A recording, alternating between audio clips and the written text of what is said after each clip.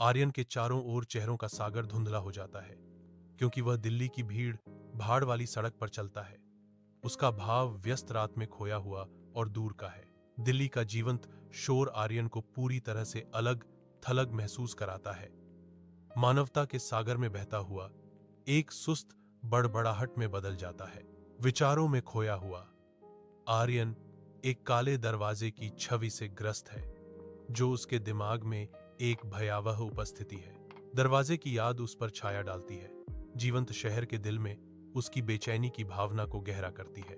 रात में एक सुनसान दिल्ली की सड़क पर आर्यन अकेला चलता है, अंधेरे में छिपे खतरे से अनजान। अचानक एक विशाल अकुमा फूट पड़ता है, जिसका भयानक रूप आर्यन पर एक लंबी अशुभ छाया डालता है।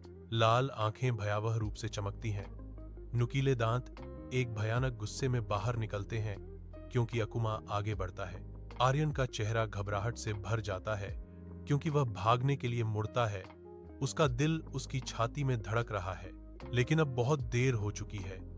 अकुमा का विशाल पंजा उसके चारों ओर बंद हो जाता है।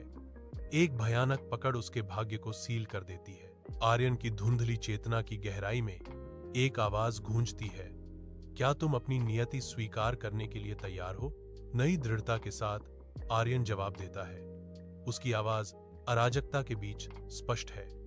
हाँ। आर्यन से एक चकाचौंध भरी नीली लौ निकलती है, जो बदलाव का संकेत देती है, क्योंकि उसके चारों ओर समय रुक जाता है। ईथर से आर्यन की पकड़ में एक काली कटार प्रकट होती है, जिसका गहरा स्टील अशुभ शक्ति के साथ चमकता है। शक्ति के एक उछाल के साथ आर्यन कटार उठाता है, एक निर्णायक प्रहार करने की तैयारी कर रहा है।